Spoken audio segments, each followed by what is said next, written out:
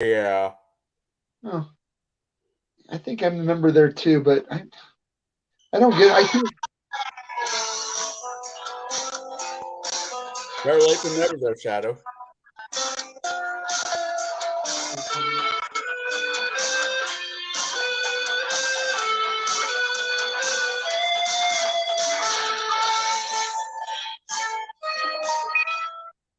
Howdy, folks. Welcome back to Shadow and Sun Show, and welcome to another episode of Gatekeepers. Tonight, we are apparently with a almost full boat. Off to my left or right, depending on how you see things, is the one and only Jade from Jade's Tabletop Tavern. How you doing tonight? Doing well, sir. How about you? I'm doing great. Down below, my adopted younger brother is Connell from the Cigar DM show. And off to his left or right, depending on your perspective, is Dr. Pressure, otherwise known as Bo from Bo Paints Minis. And later on, we're supposed to get a surprise visit. Oh, I blew it. From Mar Hawkman, who needs to hurry up and make a channel. I hope you're listening. Hope everybody out there is having a great evening. Hope you guys saw the show earlier. It's been a busy day for me today. I'm not going to go into it, but needless to say, the little guy is just knocking it out of the park left and right. Have you guys ever had to pay for a test in high school? Like cash money? yeah, like for like ACT, Really? SAT. Yeah. I don't know what it is. It's like I think it's a Spanish test or something like that. Test? But yeah, we had to, he had to wear his uniform and I had to get him an Uber ride. And I don't know how he made it because we were late getting him there by a couple of minutes. But, thankfully he got to do it. And I've been up since. And that was like an extra hour earlier for me, which I don't like doing. But I had to give him a healthy breakfast and get him off to school. And now I'm here with you fine folks. We've got the Crafting Gamer in the chat, who I will be doing a one-on-one with this Friday. So you guys all can get to know this guy and help his channel out and, encourage him to keep doing what he's been doing. Especially if you are, like me, a fan of old school Robotech and things like that.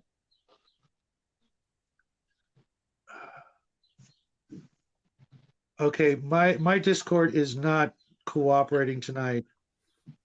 If he had to pay to take a test and it was in Spanish, did he have to pay with pesos? No. Although if you pesos saw, aren't Spanish, dude. If you guys saw last night's video, you'll notice that my treasure chest for the Tuesday treasure chest video is filled with pesos, Chuck E. Cheese tokens, fake plastic coins, and fake plastic gems because I'm not filling that with gold doubloons, not just yet. Chuck E. Cheese. That's a place I haven't been in. We have one. We still have one in Peoria, but I yes, we do. I haven't been there since I was 17 and I worked there. They hired me to dress up as a big old rat. That was cool up until kids and their families. So, how's everybody doing tonight? Pretty good, except for my Discord is not showing me any of the things it should, and that's where my questions are. So I'm going to go. No worries. I got you covered. I'm on going my to put them in the phone. private chat for you. He's so Okay, I useful. appreciate that. I don't know why my device is acting like a snot tonight. Why I'm tech support sometimes. Yeah, I mean half the the head. Oh, Yeah, see, here it is, right here on my phone.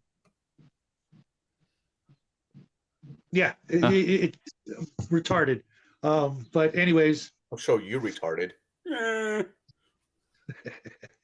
That's apparently you missed DM James' show earlier. We had that discussion earlier with DM James, but that must have been after I checked out. Yeah, DM James is, like I was saying earlier, one of the absolute pillars of this community. Hey, Squirrel, what's happening, buddy?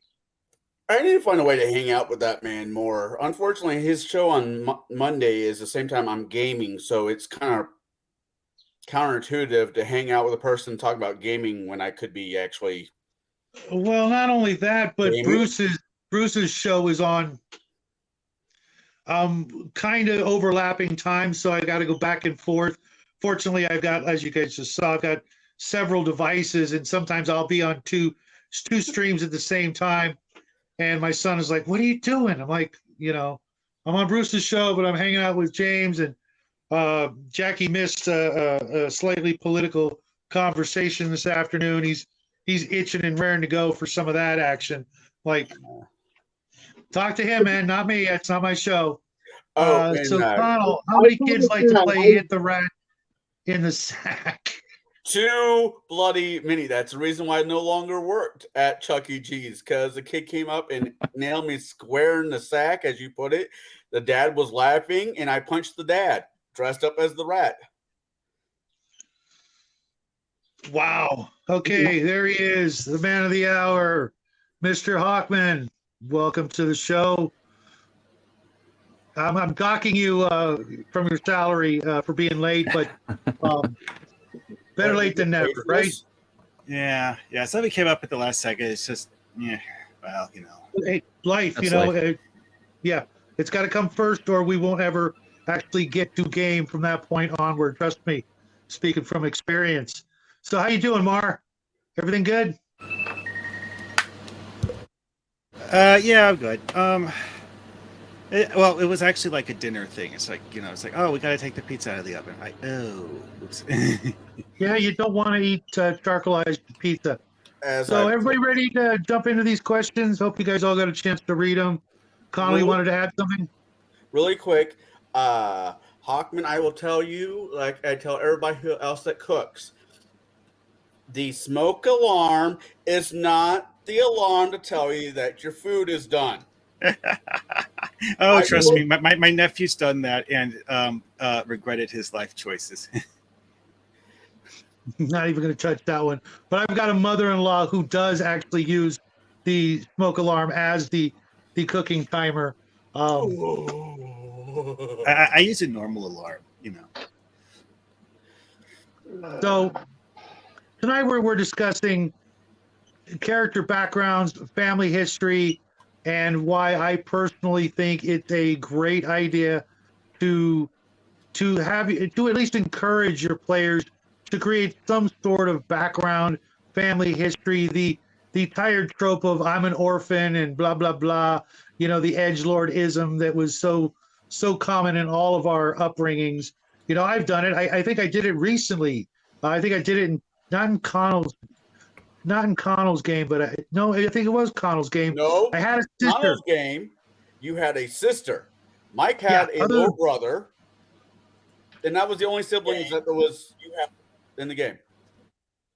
Right. I paid attention. And I while I was writing up these questions after I'd posted them, I had thought of some things that I'll try to remember going into as we go through the questions. But don't get me wrong, I do understand that if you're playing a game, especially like a funnel game or an AD&D game or a game where there is a high casualty rate, spending this extra time on a character could be completely pointless.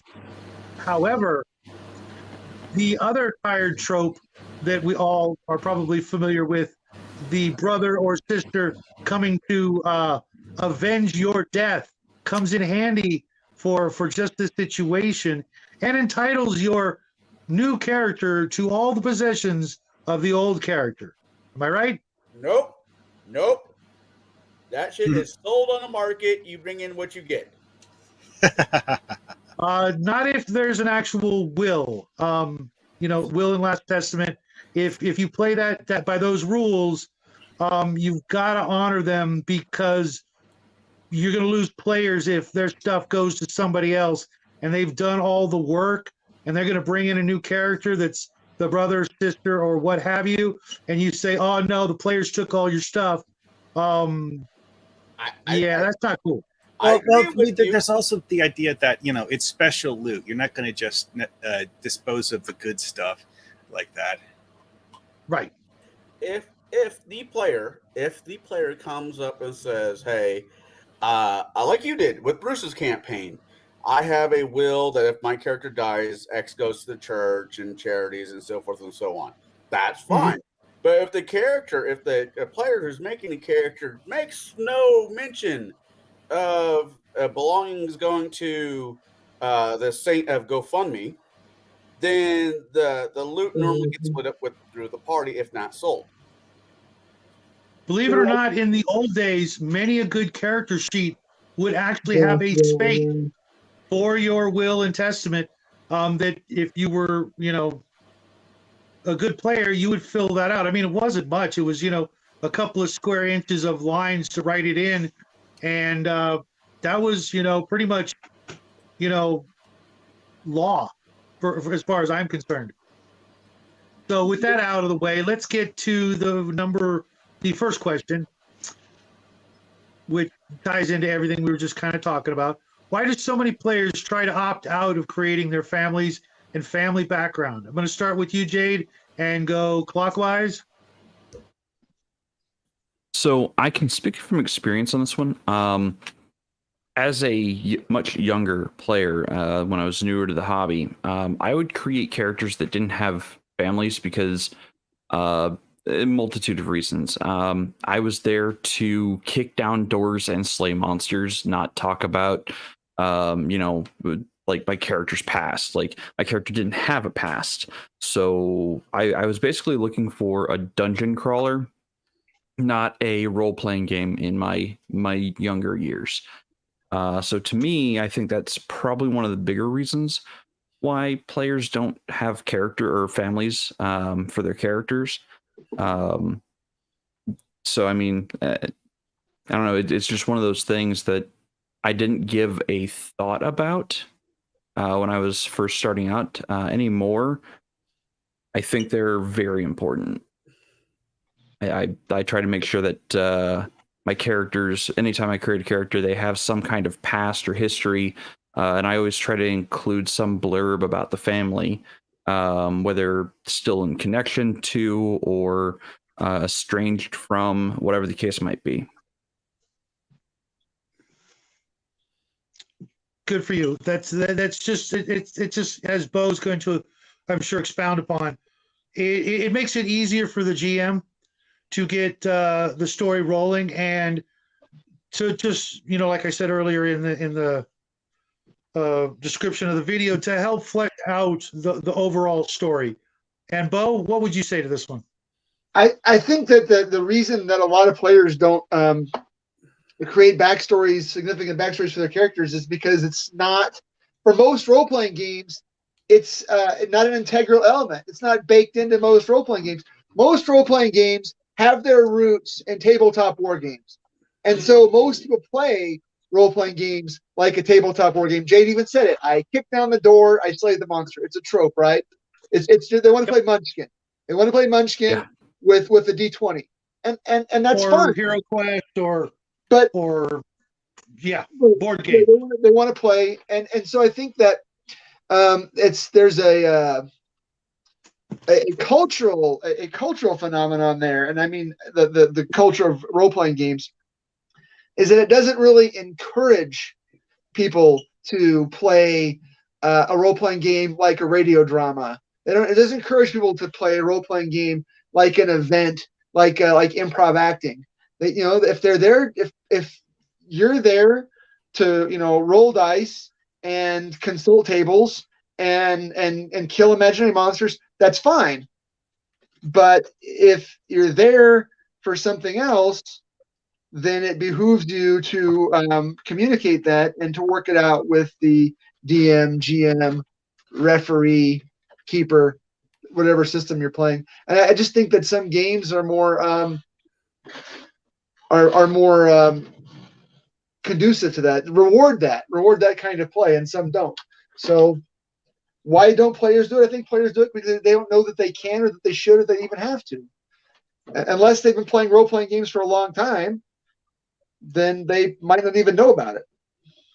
So we have to encourage them as the DM, GM, keeper, more experienced player, big brother type, encourage them to participate beyond kicking down the door, slaying the dragon, taking the loot, using that +1 sword to kill the next monster to get a +2 sword.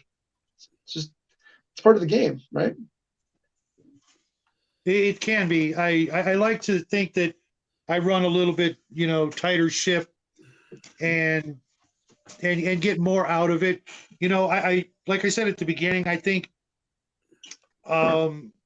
there's ample justification to not do it if you're under the impression that you probably won't even survive, the first adventure.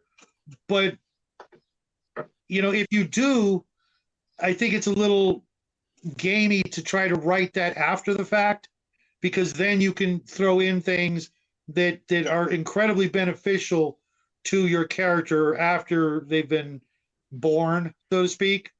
Sure. How about you, Connell?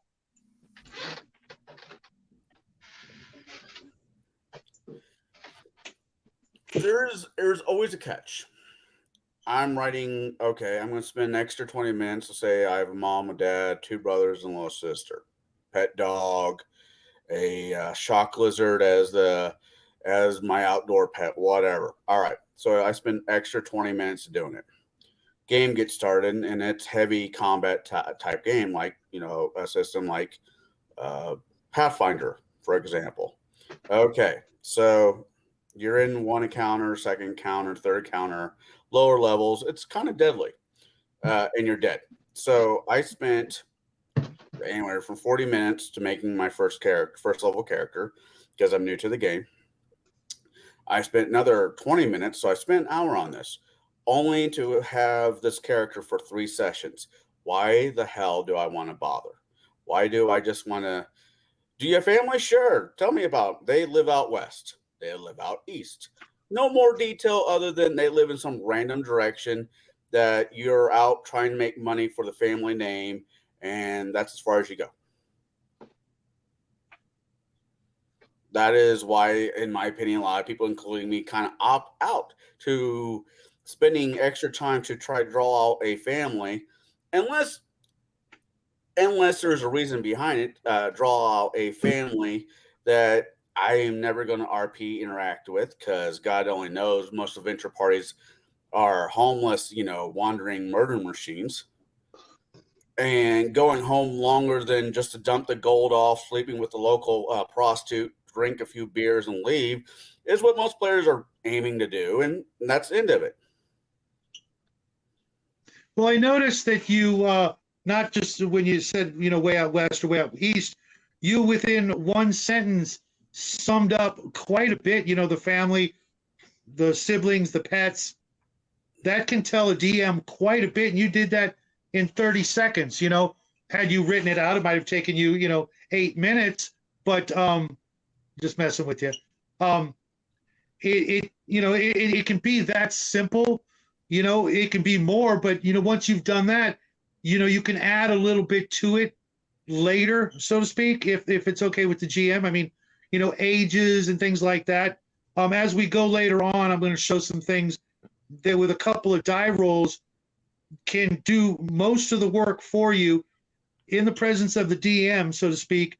You can give the GM so much to work with if he or she ever actually needs it. How about you, Mar? Well, I kind of personally take a less is more approach with designing characters like this. It's like you want a rough idea as to who your character is. Otherwise, it's not a character. It's just a set of stats. But beyond that, you need to ensure that your character that you're creating fits into the world that you're going to play the character in. So you can't make a, say, 3-page backstory when you don't even know what the world you're going to play in actually is. Mm-hmm. Otherwise, maybe you'll accidentally write a backstory that just completely doesn't make any sense whatsoever in the context of this world.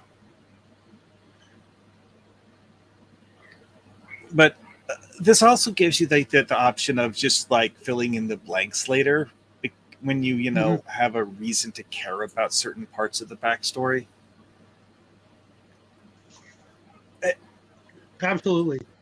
It's one of those things that it takes a lot of time and practice to guess ahead of time which things are going to be needed, and of course ask the DM, because quite frankly asking the DM will give you more information on this than I can, because when you ask the DM will give you information specific to the world that you're playing in and not generic advice.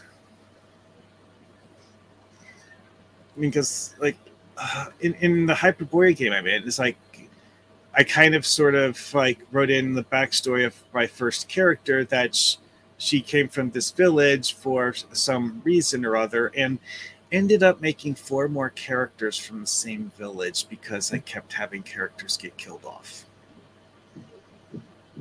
I mean, they're not, like siblings or like close cousins, or well, actually, I just never bothered figuring out how closely related they are to each other. But But don't you find that that's actually helpful, like with what I said earlier with a will, or as opposed to just having, you meet a ranger by the side of the road and now he's your best friend and joins the party. You can have that ranger was your older brother or a cousin who's been sent by the family to find out what happened to your first character. Yeah, exactly. It's like, because the idea I was going with is that the various characters I had been playing had been sending messages back to town because, the first one was doing something for a very specific reason. So she had reason to send status reports back home. And the idea being that the other characters showed up because of this series of status reports being received. Awesome. Real quick, I'm going to say hi to a few people who just joined us in the chat. A friend to many of us here, Scott Clark, welcome to the show. Obviously, Squirrel Hermit, Six Nations, Flady is joining us, Crafting Gamer, RPG Grandma just popped in. Thank all of you guys for being here tonight. And, you guys are right. It was a very busy day. DM James, the Old Geek had a show, and those of you who made it here, we really appreciate it. Having you guys in the chat really helps keep these conversations going, and sometimes you guys think of things we didn't think of, like right here, perfect example. A game called The Quiet Year can be a great tool for character backgrounds for the whole table if all are willing to be from the same town or region, which depending on the beginning of the game, unless it's you all meet in a tavern, that's probably how it really would be. I was reading from my friend Grimm's novel, Arn of Clayhaven. There are only a few characters in the party. There's a boy, 2 boys and a girl, and they're all from more or less the immediate area. And it makes more sense that they are in fact from the immediate area than and I've done this before where the players, because one's an elf and one's a dwarf, and the game is centered in this sort of neutral area. They've traveled 100 to 500, 1,000 miles to get here. And to be honest, a journey like that could give your character quite a bit of XP, even if it's only residual here and there. Getting to that point, traveling 500 miles in a, let's call it a D&D fantasy type setting, you could kind of earn 2nd, 3rd level by the time you actually met the other 1st level characters, if that's how it's going. And I've actually done that, but Can I comment? that's not for everybody. There was a comment that was made for me in chat about Scott said, "Why bother?" ... Right. I saw that. Yeah, he says, if you're not interested in fleshing out your character, then why bother? I agree that a person should flesh out the characters. I have no problem with fleshing out the characters. But it's the character that's going out on the adventure, not mom, not dad to hold his hand, not brother or sister, unless they decide to somebody at the table decide to RP the brother or sister or a cousin, whatever. But the adventure is about that character, not mom and dad. Real quick here. Sorry, Brian. You know what? We will all go over and watch your weird show after this weird show. This is a regular Wednesday thing. Sorry to step on your toes, and folks, if you get bored with this this nonsense, feel free to go check out Weird World War II. Is one of my favorite new channels, especially since we have so much in common, and we kind of look alike. I noticed the other day. I'm like, oh, that's what they were talking about. It's like crap. One of us is gonna have to trim our beards, Brian. I think it's gonna have to be me, huh? Because yours is longer. Crap. All right. So, Well, I have a question then, and I forgot promptly what it was. We were I talking hope it's about not your question. brain fart. Must not have been important. I thought it was important, but Well, it wasn't. feel free to bring it up as soon as you remember. I know what it's like as we get older. You know, that's why I interrupt people so often. If I don't, I'm going to forget whatever genius just came to mind. Oh yeah, sometimes I personally just like actually write them down so that I won't forget later. That would be great if I could read my own handwriting. And RPG Grandma says each player having a background secret they don't want others to know. You know, that's actually kind of a fun way to get people to actually, you know, go into writing some backstory stuff to explain said secret. So let's move on to question number 2, even though we've kind of beat this actual question to death, which is, what are the benefits of neglecting this process? I'm going to start with you, Mar, and then go in reverse clockwise order. Well, I mean, obviously there's the whole thing of leaving blank so you can fill it in later. But another one is that if you go to the time and effort of writing out a 3-page backstory that literally never comes up, it never gets used, you're probably going to feel like it was a waste of time to write the backstory. I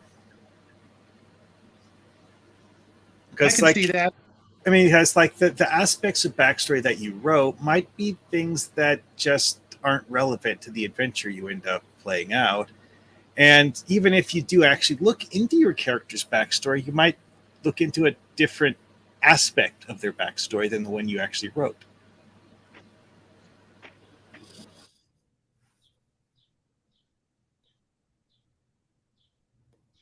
Thanks, Scott. I And can read Chimerian my- just joined us.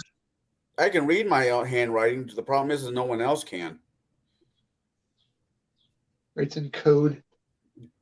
No, I have ADD, so spelling is. I don't think there's an I in it. Shut up. Spill it hot sounds. Exactly. F-O. I think there's a C in there. There could be a U somewhere in there, but I'm not 100% sure. So do We you need got a a couple refresher of on the good question there, comments. Oh. Benefits of not having family. Well, Well, not writing anything down. Not just neglecting the whole process. It makes the game move faster sometime. I mean, I've been in campaigns where we just happen to be in Jim Bob's, village, and he wants to spend the next 3 days having tea with his mom. What? Where, all right, we're there for a reason. We could drop off, pick up, whatever, and move on. Keep the wheels a moving. Instead of, okay, you get to have a 2-hour conversation with the DM and the rest of us are just sitting around with our thumbs up our ass. I mean, that doesn't do anybody. Seriously, if your hand goes down your pants for more than like a minute, you're out of the table, out of the game, and probably out of my phone book. You know what I'm saying? But you know what I mean, though. I know. Just such a Most of us all of us at this panel right now are adults. We all have lives. Some of us have children. We all have jobs of one way or the other. We don't. If we have, or well, you're retired, but you have a kid. That is a job to its own degree. We get to set. Some of us only get a set amount of time each week, or maybe every other week, to sit around the table and hang out with our friends and game. I don't want to spend an hour talking, listening to somebody talk about how wonderful his mom's garden came out this year. I want to continue the story at hand, and having a campaign where you're all orphans or some degree of that makes the game normally go smoother. I'm not saying the person doesn't fall in love with a NPC character, because that stuff happens. I've played that character a couple different times. But the idea is you're not the only person at the table. Other people want to be able to play their characters. So if you're obnoxious about how you want to spend time with your family at the table, you're taking away time from other players, and that's just not cool. Good point. Bo? Okay, I don't think that how you play backstory or fail to play backstory is a fault of the backstory itself. I think that's a fault of the other players, and I think that's a fault of the game master. Now that said, it depends on the type of game that you want to play. And I think that's a communication issue. I think that the players and the game master need to hash out either via in person on a session 0, or via email or text message, or private message via Discord server, and work out their expectations of the game. You're a player. What are your expectations? Do you want to role play? Do you want to just roll dice? Do you want to talk about your grandmother's garden this year? And then after that, it becomes the responsibility of all the players at the table to follow that, right? To meet the expectations of the party. Why not have a backstory? The only reason I could think of not having a backstory is if all the players are genetically engineered, they came out of a test tube, they don't have a past, or if playing some kind of campaign like Reservoir Dogs, where they all meet and they're just going to knock over this jewelry store, and that's going to be the end of the game.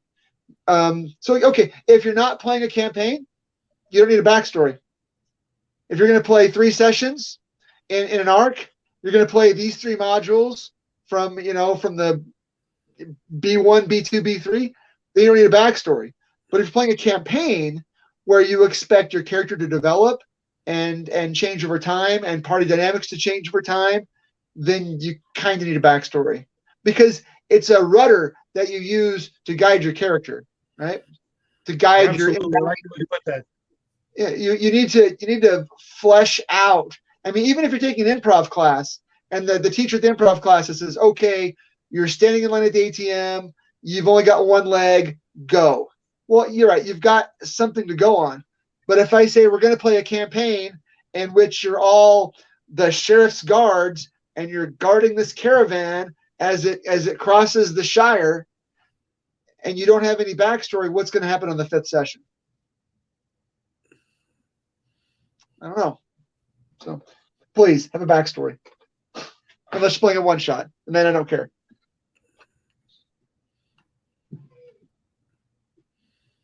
So, benefits for neglecting the process of making a character backstory that includes family may be that the game gets started sooner. You don't have to worry about the fill in the blanks until after the first session.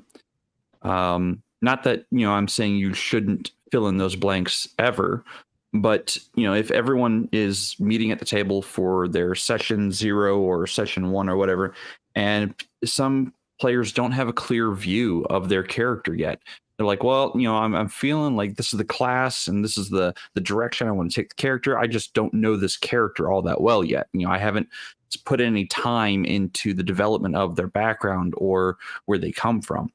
You can fill in those blanks of family later, or you can do white room with it. And what I mean by white room is your character is, especially for players who love playing the amnesiac player or characters, they can have the white room experience where they have a background, but they discover it along the path of the adventure. Like they start remembering things because certain memories are triggered because an event happens. They're like, oh yeah, by the way, the game master will go, oh, yeah, you recall this from your childhood. The picture of who you were starts to become a little more clear. So you can have that experience as well, where the game master's like, you know what, if you don't want to put in the effort, fine, I will put up something, or I will roll a random family for you, and this is how I'm going to tie you to the world. That can happen as well. But after you've started playing, you might discover, oh yeah, I spent let's take it out of D&D, for instance, and go to something like White Wolf. You have the potential to get contacts with your background points or your beginning points, or not necessarily just contacts, but also different dots of resources and whatnot can lead into background information of your character's family. And you may not know who that contact is at character creation, but through explorative gameplay, you might go, oh yeah, by the way, I know a guy, or I know a person who does XYZ. They happen to be my dad's uncle's brother's roommate from college. Well, what does that make you to them? Well, who knows? Absolutely nothing. But so the point there is you don't have to have your character's background set into stone at the beginning of the game, especially if you're running a DCC funnel. Those characters are meant to be thrown away into the meat grinder, and whoever comes out the other side, that's who you write your background for. So there are benefits to skipping that process at the very beginning, and that is for immediate role play and not necessarily role play, but immediate gameplay, and getting butts in the seats and getting dice rolling for the adventure. To me, that's the primary benefit of skipping that. Can I make a quick comment to Scott again? I'm sorry.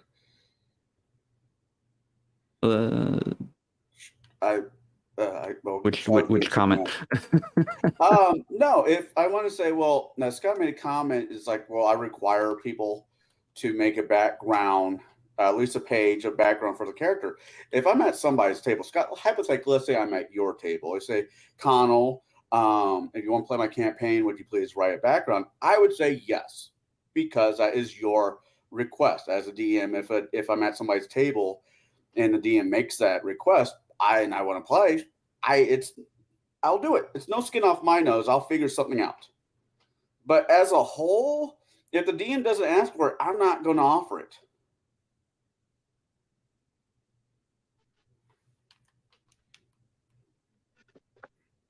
I think Shadow's still making his way through the comments. Yeah.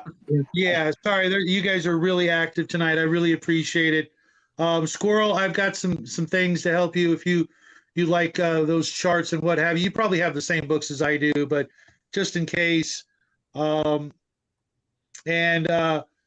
Scott, only 3 pages. I like to write 5 when asked for one. Kai said before, I think he jumped out of the chat. I think he got a little irritated. Now, it isn't a waste of time to write the stuff, and they are just there for you, the player, to draw upon and motivate you, not just tools for the GM to ignore. If your GM is ignoring them when they can obviously put them in, that's a problem. But if you've put in things that, the GM says, hey, I can't do that, or that's not going to be relevant for, reasons, which, they don't have to give you the reasons immediately because that's stuff you wouldn't know yet. Squirrel, I'm more of a 3-sentence background than a long involved one. Kai, again, I write a mountain. You say every time you say orphanage, I keep thinking of the Val Kilmer movie, The Saint, as a rogue character. I mean, I could make that work. I can try to make anything work, to be completely honest. Right. And Grandma says sometimes the background, if too huge, overshadows the adventure story. So letting the character unfold and play can be effective. Everything's got to be kind of okayed by the GM. Bo? Oh, Bo had to leave. Oh, that sucks. Oh, I wanted to hear his opinion on at least the next couple of questions, but he can. He's got the questions in Discord. He can maybe hand teaches them back classes to me later. on Wednesdays. Give me some extra credit work. I have Oh, one as a teacher. player. I have one player who gives me backgrounds in picture form, comic book style. That's a player I would not let go of. When he's Yeah. not busy, can you send him my way? You know her. The player's actually a she. I Okay. know the player, so she's actually pretty awesome. And Grandma says, if a game can be a meat grinder, why do much until you are sure the PC will live a bit? Yeah, that's something I mentioned earlier. I'm not going to read Kai's comment out loud. You guys can check it out. He got a little upset, but he does that from time to time. I think that was over on my channel. So when you go back to watch this, if you don't see Kai's comment, you can go check it out on my channel. We're dual streaming tonight. Well, Oh, cool. yeah, I saw his comment, and it's one of those things where it's like maybe, possibly, some of the time, but not all of the time. Definitely not all of the time. Right. And now the next question is, basically the opposite of the last question. Hold on just a second. What are some of the what are the benefits of creating a thorough family background? I'm going to start with you, Dave, because it's easy. Okay. So, the benefits to creating a thorough family background actually are plenty. So I kind of said this in the Discord as well. Like, if you're playing a halfling character, like, they have huge families. They're connected all across the realm. A party should not want for shelter at all if they're traveling with a halfling, especially through halfling lands. Because they can call upon their cousins to help, or distant family members. Elven characters benefit from years of experience that they can draw upon from their fathers, their grandfathers, whoever might still be alive, as well as any like resources or knowledge. They can just say, hey, you were alive during this period when this thing happened. Can you tell me more about it? And it's a great role play device, especially for the game master.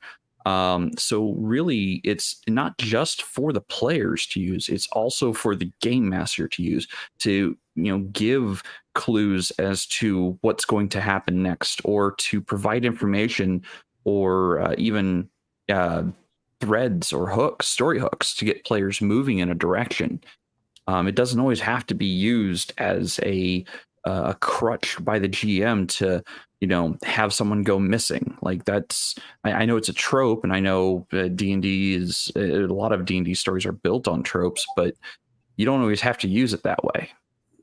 So to me, having family, a character's family in a background is exceptionally useful to both the player and the game master, because it is a resource for both of you to use. I like it. I like it a lot. You actually spurred something in this old thinking meat of mine that I'll pop up at the end. I'm going to have Connell go next. How's that worded? The question. Sorry, Bruce sent me something, so I had to jump pages. The question for you, sir, is what are the benefits of creating a thorough family and background? I'm going to have to take a page from Jade. There are multiple races out there: gnomes, halflings, dwarfs, and a few other that. But I'm going to stick with the basic three that are family oriented. They, a family of dwarfs don't have one kid; they have 15. Gnomes and halflings are the same way. If anything's closer to a human in most RPG games, is the halfling. Halflings and humans, society are fairly, almost in my opinion, the same to a certain degree. I think halflings are just happier people, but that might be just me watching Lord of the Rings or The Hobbit one too many times. I don't know. But with that being said, if the player is like, hey, I want to flesh out my family, yes, it is a great thing, because if their family is well spread, like what Jade said, they don't need shelter. They could be getting rations. One of the family members could be named Max, who runs a magic shop, or Clifford, who is the head priest in Temple of Go St. Fund Me. so there are a lot of benefits to characters making a family background. I personally, like I said, if I have a player who wants to do it, I love it. I really do love it. But I don't know if the questions lean this way, but there's also a downside to a person who wants to make a family. And if any of the questions lead that way, I have a great answer for it. But that's my answer. It's resources, or that a party could use from using a family background that is really useful, and it takes some of the pressure off the DM. Okay, they're in town, humpleweeds. Does anybody Okay, well, they can, instead of trying to figure out a tavern encounter, if you want to do a random tavern encounter, they're just crashing in a stable of this guy's family. It's just it smooths certain things out. Gotcha. Mar, what you got for us? Well, I mean, the plot hook angle is a really, really easy one, because of the fact that having like an NPC who hasn't necessarily been, explicitly detailed, but conceptually exists at the very least, so that you can, be like, oh, hey, it's this guy that you have definitely heard of before. Like, well, for one example, from a Hyperborea game, it's like the same characters I was talking about earlier. Is one of them, gets a letter from her cousin, who isn't someone she talked to on a regular basis, but like part of the thing in here though is that she and the party read the letter and then start asking questions related to her backstory to try and figure out what's going on, because the fact that there's certain things in the letter that don't make sense when taken into the context of her backstory. Mm-hmm. And again, though, that's one of those things where if you didn't have all those plot hooks in place already, you can't have the players be like, wait a second, who is this guy and why is he lying to us? When all they've done is read a piece of paper that they got in the mail. It's like just something you wouldn't be able to do if you hadn't, at least created a rough outline of the stuff previously. I started this comment from Grandma here. Some cultures, no family background can make you an outcast or worse. Watch kung fu films and how orphans are treated. Wow, no family, a huge issue culturally. You know what? Not only that, but you're denying yourself so many things, like you guys have already discussed, so many freebies along the way, so many things that you can take advantage of, which sort of ties into one of the reasons I like it, is because making that backstory is just about the last chance you are going to get to, let's call it, pad the adventure safely for yourself.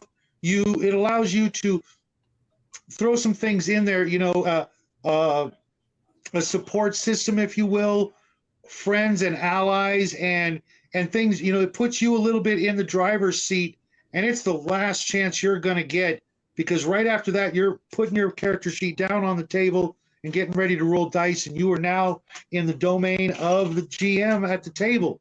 If he okays your backstory, without any vetoes or too much careful consideration, he says, okay, that's fine, we can go with that. Well, that you've got some things that you can count on, if you're ever, running from the law, or you need help, or you need a place to stay, like has been touched on before, or any number of things. If you say, somebody in your family is a priest or a magic user, how handy would that be later on down the road?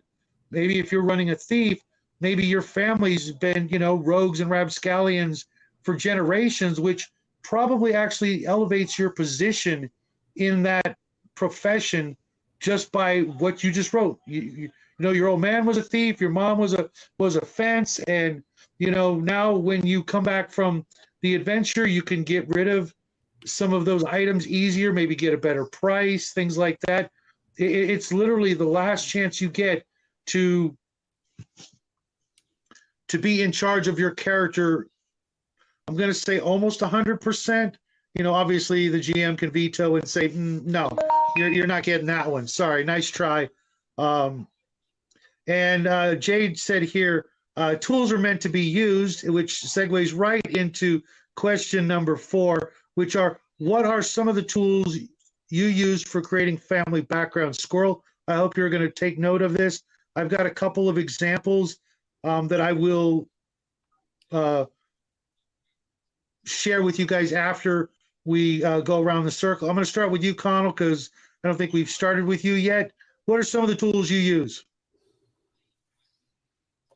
I don't particularly use. I know there's charts out there that you can roll. 5th edition has like a table that will let you No know worries, lady.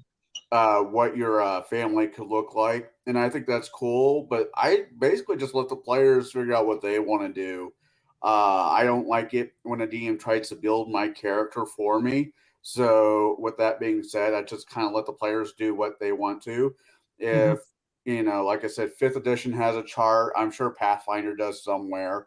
I've never used it, but I just leave it up to said players and let them run with it. I mean, granted, it's my game, but they're the ones who are in it. They're the ones who are not controlling it, but the ones who are fleshing it out to a certain degree.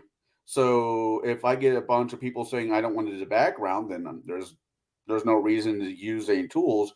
But if I got somebody who says, "Hey, I think I want to flesh out my character a little bit more," okay, what race are you?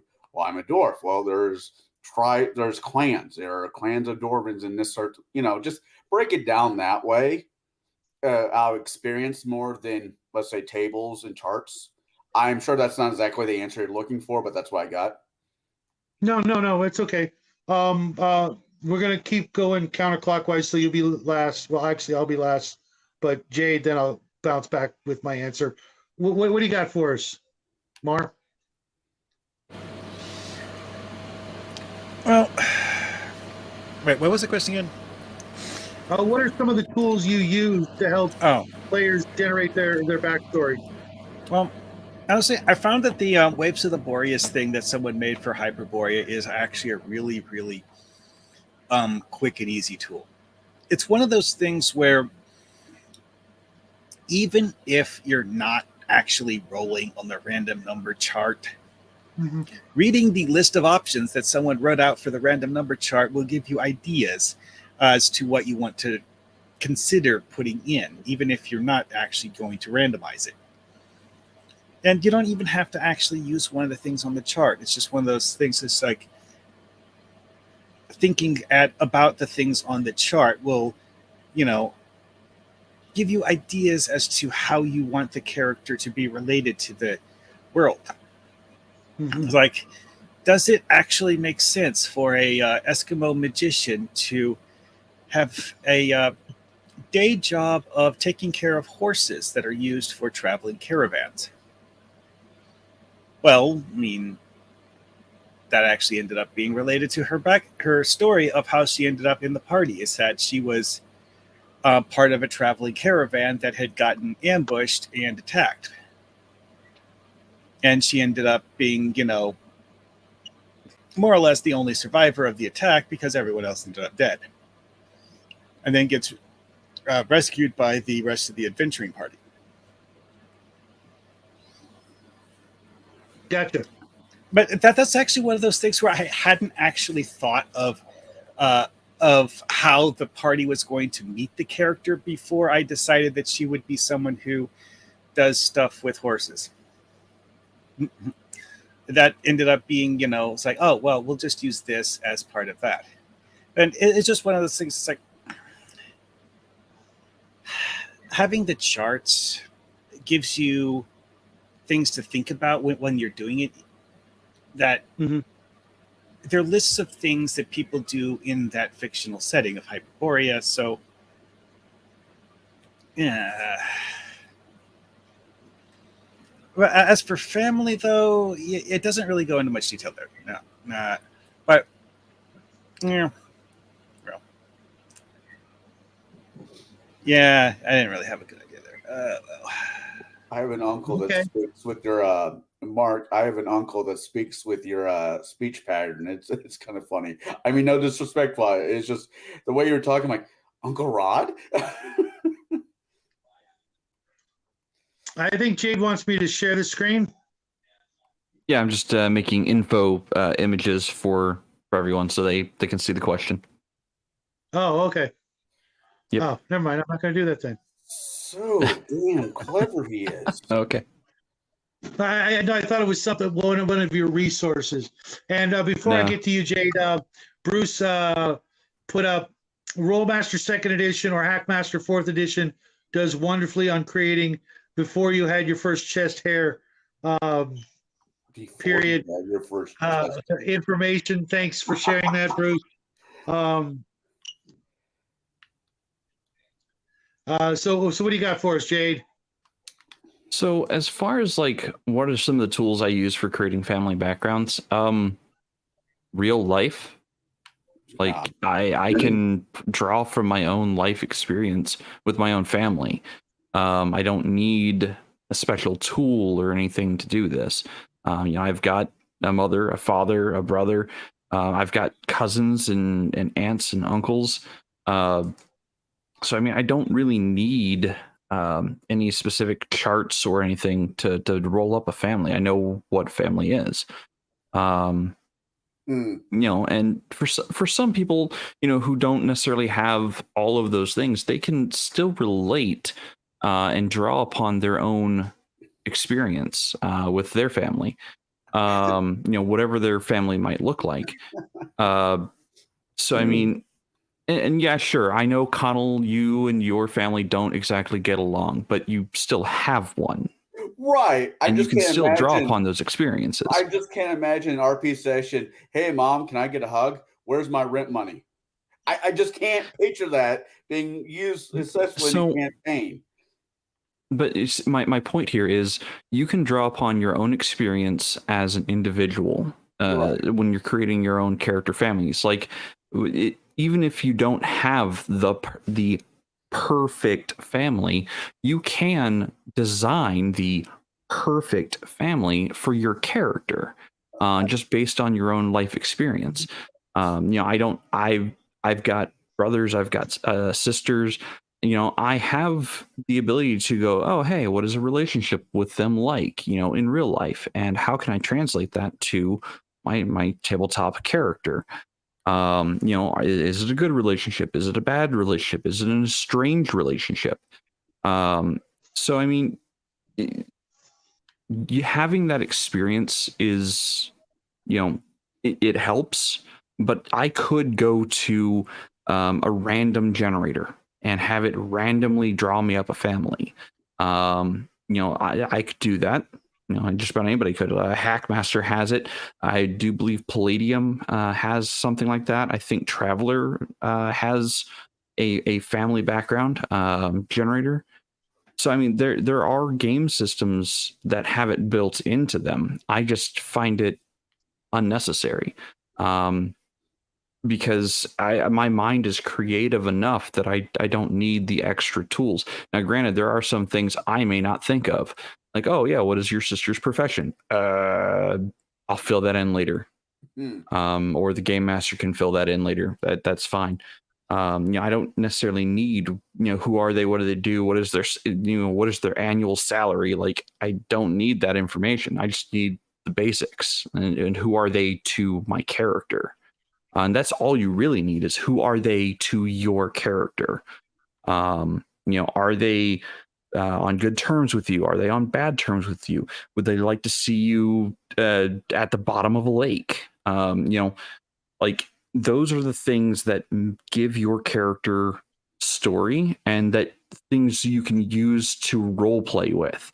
So if you do meet the one sibling who would rather see you at the bottom of a lake, you can have that interaction with that in your mind and the game master's mind. Because, like I said before, the background is for you and the game master. If you want an adversarial family member, go for it. If you want family members that have, good relations with you and will, put you in up for a night and give you food because you've traveled a long way to get there, awesome. Use that information and draw up that information for you and the game master. Okay, that's for me. Most of my family passed away at a very, very early age, but I can do most of that stuff. But when it comes to other people, I'm not gonna, dig too deep with their, their own, personal family relationships. I use a couple of tools, but before I get there, Flady, who are you and how do you know these things? Because literally, I carry my 40 in this pocket and my blade in this pocket. That's pretty good, man. I'm gonna be keeping my eye on you, man. But yeah, the vest actually has 2 shoulder holsters built into it.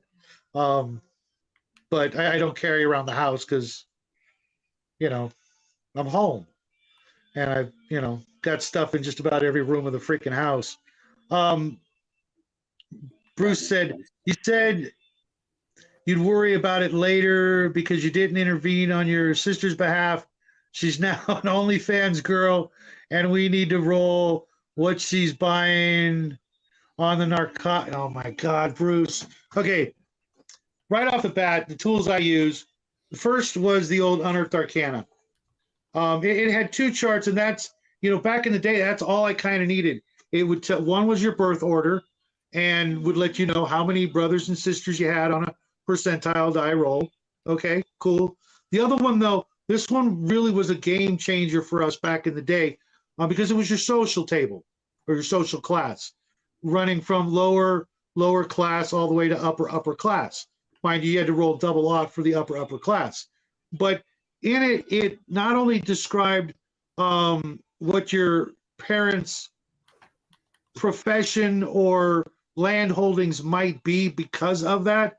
That made a huge difference. If you rolled, lower class and you're freed slaves, peasants, tinkers, vagabonds, beggars, criminals, blah, blah, blah, all the way up to double odd, great nobles, sovereign nobility, and royalty. If I saw you roll that, literally roll the double odd in front of the whole table, you were getting some stuff, okay? That would make a huge, massive difference no matter what profession you picked. Say it was a thief. Let's go with the lowest, but you still rolled double odd on your family's, place in society, and you still chose to be a thief. That kind of says a lot about the character, don't you think? Yes, you're royalty, but you're a thief. Okay, so what does that mean? That means you're probably sneaking out of the castle every night, doing stuff, getting in trouble. That could lead to all kinds of great, character building sort of information. Now, the other one I like using was the family clans and caste charts from the Oriental Adventures, because it gave you kind of like in Traveler a bunch of events and things that have happened to you in your past that, the tables are so many and varied that, it's not likely that you're going to roll the same as another player. But if you do, then that gives you a binding connection with that player for one reason or another, depending on what it is. And I really like that. Traveler does some things like that as well, that, when you roll up your life path, you find out things about your character, or at least what your character's been doing, recently, so to speak. And those things also will help, not so much with the family, but with the background and building your character, what they've done can, as we all know, what we've done in the past colors our present situation. We draw on those experiences. And even if you're in a game with experience and you got 0 on your character sheet, that doesn't mean you haven't had experiences to get you there. And those can help. And with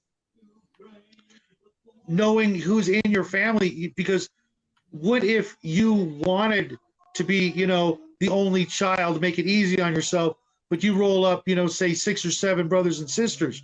Well, then that could give you, what was the girl's name from the Brady Bunch, the middle daughter? Marsha? No, No, Marsha was the older. oldest. Janet. Cindy was the youngest. Janet. Well, she was always, let's just assume it's Janet. I could be wrong. I think it's someone Janet. out there. Okay. Well, she was always jealous of her older sister, Marsha, that whole line. Well, if you're like that, somewhere in the middle, you could very well, have an older sibling or 2 or 3 that, Jan. Okay. that influenced your growing up. Thank you, Raven. Welcome to the show. Long time no see. We missed you Saturday. I'm sure you've got a crazy story for us coming up real soon. Why don't you plug your channel in the chat for us, the radio show, in case we have any of the quantum fans here watching right now. She's got her own radio show that she talks about all kinds of paranormal things that's actually quite interesting, at least to me and some of the folks here. But yeah, drop us a line there. And hey, Sean, welcome to the show. I almost missed you there. But all those things can add. And then another book I use is the Arduin Grimoire, volume 1 through 3, the hardback, where you can find it in the original first grimoire, I believe. But it's got a lot of little things that you can add to your characters, sometimes even cosmetic sort of features to your character, like having weird birthmarks or strange eye color, hair color, things like that would, fit in really nice with today's gamer crowd, even though it was written 40 plus years ago. Kool-Aid hair before that was a thing. But I like to use those resources to help flesh out the characters. If they don't already have something and they're stuck, I can pull these books out real quick and go, okay, well let's roll some dice and give you a little assistance for the players who don't already have something in mind. And by the end of that player rolling those things up, then everybody else is looking at me like, I want to roll on those tables. Yeah, I want to know what my social status is and things like that, because unless you roll really bad, you might get a little bit more out of it than you would normally. In a lot of the games, it's like roll 3d6 times 10. That's how much gold you have. To me, I always found that kind of, I don't mind giving my players, a couple of pack mules full of equipment to go out on an adventure with. If it was me and I was going camping, there'd barely be room for people in the car with all the stuff I'm bringing. And, if you're going on a real adventure, unless it's like one of those in and out black bag jobs where, less is more, you can't be carrying around a lot of stuff because you need to get in and out quick. And, you can't be dropping hammers and chisels along the way with your fingerprints all over them, if you know what I mean. So those are the tools I use. Well, as I'm thinking about it, 5th edition has a lot of players will have backgrounds. It's one of a lot of DMs will push backgrounds, and there is a way to roll them out. One of them is you're a Water Davian noble, which you have money, and that can have its own background for stories. Yeah.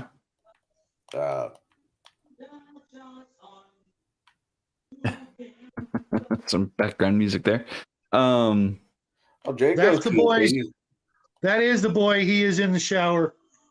Make sure you give him a compliment on his wonderful singing voice.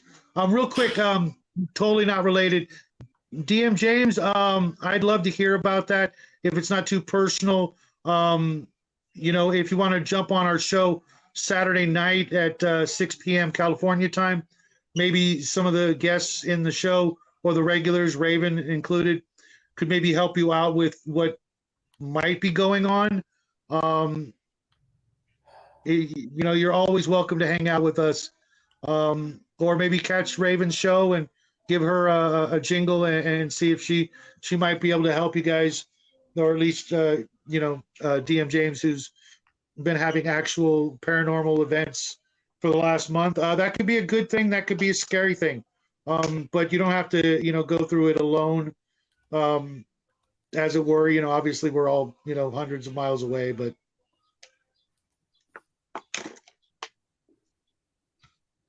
And real quick, Six Nations, I got an uncle like that, old-timey upbringing, family honor sort of thing. Was years before my mom and the rest found out they had an older brother. Right. See, sometimes that stuff, can be played with as the DM and the player. We were talking about secrets earlier. Maybe, there are some secrets that you could, come up with. I know the Oriental Adventures book had one that you were like a member of a secret society or something like that. It doesn't have to be anything sinister, but maybe, for whatever reasons, like the Shriners, or something like that, that you don't want getting out, or maybe, your mom's a member of the Assassin's Guild, you definitely don't want that getting out, but it's a secret you still have to, keep with you.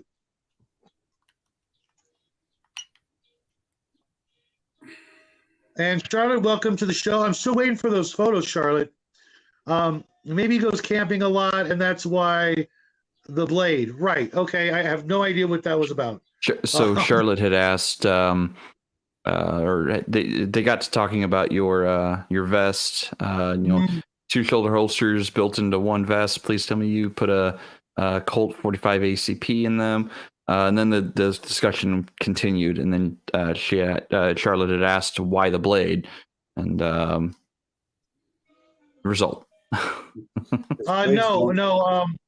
No. I carry a blade because I believe that nobody should leave their home without a knife, and not necessarily for like combat, but just because you never know when you could actually use one. And I'm a knife guy. My old man had a gun shop, but before I could own a gun, my old man had hundreds and hundreds of guns. And, it was a big deal when I was able to actually get my first knife. And ever since then, there's hardly been a day that went by that I didn't have one, on my belt, in my pocket, or, something like that, just cause. And, I'd rather have one and not need it than need it, not have it. Although my Swiss Army knife is it looks like crap. It's missing parts and pieces to it, but I use this thing every freaking day. The condom rule. I prefer the fire extinguisher, but yeah, I just. I'm not touching that one. Sorry, I'm just not. No. It's just how I've always described that, as I'd rather have one and not need it than need it and not have it, and I am. She's like our RPG grandma. She's got a brother she's never met. There, and who knows? You could be walking, through a strange new town or something, and you get, you go down the wrong alley, and some ruffians come up behind you, and then lo and behold, your long lost brother comes up behind them, and saves your bacon. What a great way to meet your long lost, estranged or what have you, brother or sister or something like that. There's so many things that family can bring into a story that, if we would just open ourselves to allow them in, both as players and DMs.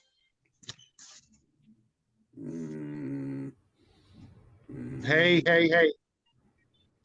I hear that grumpy noise. Gerber blades are amazing, low cost, low maintenance. Hell yes. I've had quite a few. I gotta say, family is my least favorite F word. I get it. The more weight I lose, the bigger my. Whoa! God, I gotta read these before I read these, if you know what I mean. Yep. Thanks for sharing, James. Pre-read. Thanks for sharing. That's a sense of humor that I've come to love and respect over the year. Oh my That's Lord. A horrible lie. Should not lie to a child like that. You know what? I was just talking about you earlier, James. All good. You've been a stand-up guy from the moment I met you. And Sean says, Grandma, I had a long lost half brother I only met a few years back myself. See, you never know when these things can come in and and help out your life. Charlotte, the 357 girl herself. Nice, nice. But we're getting way off track. And he carries a sod buster. I'm not. I'm not touching that one either. Let's move on to question number 5 now, before we get too far off track. Not like that's never happened before, right, Jade? Yeah. Tangent? Thank you, Grandma. As long as Grandma forgives me, all is good. That and her throwing And on DM with the James frying has pan. our buddy DM James has a half sister in Vietnam. Is she cute? Hey, that's Just my saying. line. That's my line. Clearly, you have not heard me use that line like always. So, as a DM, what are some of the things you do not allow a player to add to their family and background? I'm going to start with you, Mark, because you've been strangely quiet for the last, I'm going to say, like 20 minutes. Oh, sorry. I had the mic muted because someone called me during the middle of the. Yeah. I see how you are. Anyways, one of the most amusing Twitter threads I saw a while back is just some guy posting a screenshot of the backstories of his players with this thing highlighted in yellow on one of them, and him talking about, it's like, hey, guess who's going to be the first one to get killed off in the campaign? The thing is, no one could actually read what he posted because Twitter's image compression algorithm made everything too blurry to read anything, and he never elaborated on why. But anyway, it's one of those things. It's like making your character someone who is, shall we say, extra important in the world. That's one that comes to my mind. Is that like, oh, I say, like, you're setting this in Camelot, and one person decides he wants to be the son of King Arthur or something like that. It's like, maybe not, because Be prepared to be overshadowed constantly. Right. Well, going Anyway. with the literature, that didn't exactly work out well for Arthur to be, being the son of him. Well, but for TTRPG though, it's like you have this one person who's basically a celebrity, and the other guys who are just kind of sort of, regular dudes. That's just a quick example. I threw together in this second. And it's like, I guess another one would be like, it's like writing your character to be, fantastically wealthy like Bruce Wayne in DC Comics. Damn it, you stole mine. Oh, well, sorry. Sorry, I'll think of something else. It's one he always uses anyway. Hey, rich parents was there for a reason. Hey, there's a game I'm really fond of called Top Secret. And in it, you get X number of, let's just call them perks when you're making up your character. And one of them is called wealth. And you can take it in various ranks. And if I have the option, I'm boosting that up at first level all the way to the max. I'm a material guy. And, I've never really had to worry about money too much. But there are a whole lot of times where I wish I had more, and more would have always solved almost all of my problems. There's literally there's no such thing as too much money being thrown at one of my personal problems that's going to end up, and bite me in the rear end. So that's I totally get that one, but in the wrong place in the wrong time, yeah, I would veto that as well. Okay, Connell, since you can't choose money, what else would you veto?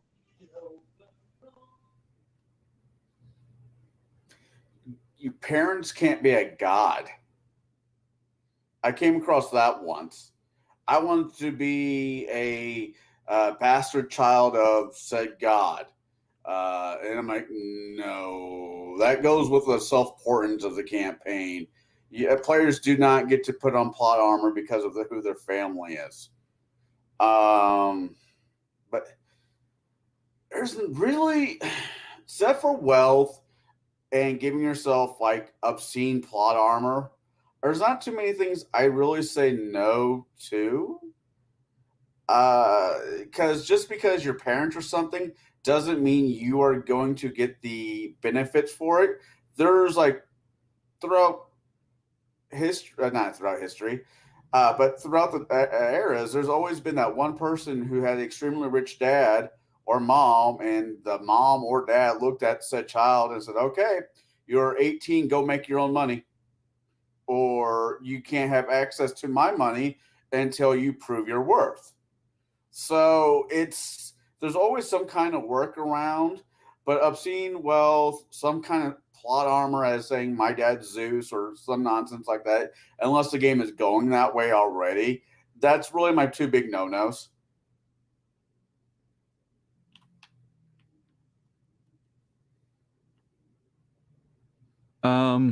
For me, I would say orphan. Like I despise the orphan card being played at my table constantly. You have no idea how many characters I've had who were orphans. Like that's just laziness. You're a murder hobo and just admit to it, damn it. Because like that's what murder hobos do. They're like, oh yeah, I'm an orphan. So I don't have to have a backstory. I don't have to fit into any mold or anything. I can do whatever I want and then kill whoever I want and just get away with it. The answer is no. I'm tired of the orphans. If I'm running my game world, and you are within the national borders of the country I like to run the most, okay, you're an orphan. Congratulations, you're conscripted at age 5 because nobody adopted you. And that's how the rules of that country work is if you're not adopted by age 5, you are conscripted to the military and you're forced to become a monk. You must be lawful. Congratulations. At which point they're like, well, professional soldier. Right. Well, that's the thing, though, is in the game that I run, the country that I most commonly start my game in, orphans in that country specifically are inducted into military service as cadets at age 5, and they don't get a chance to get out until age 15, where they get to choose, do they want to live a regular life or do they want to continue military service? They all start off as level 1 monk, period. That's where they start. Is level 1 monk. They don't get a choice because they're trained discipline, they're trained respect and following orders given to them. That's just how that country works, and that's the country I typically start my games in is the Terran Commonwealth. So if you want to play an orphan, okay, but here's my stipulations. So that's the one I absolutely despise the most, and that's why I put that restriction on there that if you're going to play this is where you start. You don't get a choice in the matter anymore. No, well, I'm an orphan, I'm going to be a thief. No, you're not. You start at my table. You start as an orphan. You're starting as a monk because you just got out of the military as a cadet, who are mostly messengers and runners. If you don't like it, build a family. Right. And, our RPG Grandma pulled that one out, I think, earlier, about how horrible it would be. If you're not, conscripted like that, then you'd be a street urchin and relegated to being a thief or a beggar. And if you're playing Arduin, you really don't want that. Trust me. Anything's better. Just come up with something, for Christ's sake. Right. I have to agree, Orphan is one of my least favorites for all of the reasons. But believe it or not, if, like I was saying, if someone rolled a double odd, making them filthy rich, I may let them switch characters with somebody else who wanted to be rich. It's like, okay, you just play that character, and I have no problem with that because, being rich brings with it a lot of its own issues that other players would not want. Oh no, you're not adventuring. You have things to do. So now you got to like run away from home, kind of thing. And now the whole freaking countryside is looking for you. You got to come up with a disguise and an eye pack and all kinds of crazy stuff to keep doing the adventurous lifestyle. I don't see the point of playing somebody who is, as I said, Bruce Wayne, rich, because they don't get most DMs. Jade, for example, is one of them. I'm one of them. After years of realizing, that just doesn't work, you don't get access to your family funds. So what's the point of being rich? What is the absolute point other than nobility? I can understand nobility because nobility can get you into places you normally can't get into. I get that. I'm not arguing that one. But the character's like, well, I want to come from a rich family. Noble? No, just rich. Well, that doesn't do a damn thing for you because they kicked you out telling you to go make your own fortune. But I want to be rich. Too damn bad. You know what? I wouldn't even pull that. I would find other things because I know as a parent, if my kid needs anything, he's getting it. That's it. That's my job for now until I die. And even then, I'll come back and haunt his ass. I'm going to watch out and care about my kid. I'm not going to kick him out. This isn't, the roaring 20s kind of thing. Go out and, prove yourself kind of mentality. Nobody really does that. Now, but we're not talking about today. We're talking about. Well, it depends on the campaign. Depends on the game. Yeah. Right. I play a lot of things besides just D&D. And by the way, Six Nations, thanks. I was actually sitting out here earlier with Jade, and I looked at the camera, and I'm like, gosh, that's kind of nice looking. That does make for a nice backdrop, doesn't it? It does. Just need to get a pop filter mic. Right. And the little guy just drove by and gave us a howdy do. He's not singing anymore. He's out of the shower, all scrubbed up and ready for tomorrow. Howdy do must be something different at your house. Yeah, it does. We're a loving family. What can I say? You don't give the California hello, the California wave? No, but I will. Never mind. I'm not doing that. Believe it or not, almost everything everybody has said that they wouldn't do except the orphan, which is one I just despise because it really just stems from laziness. And, if you think about it, if you're a good player, you can come up with something that's going to wow me. And if you literally came to my table and said, okay, well, my secret is my dad was Zeus, I'm like, I can work with that. Well, actually, one thing I just thought of about the orphan one is if someone just says, oh, he's an orphan, it's like, okay, so please explain how that happened and why he's an orphan and what happened to his parents. That I get. I can work around. That's a great workaround. I don't have a problem so much with the orphan as long as it makes sense for the character. So I played an orphan character, and my character started in the country that I was explaining.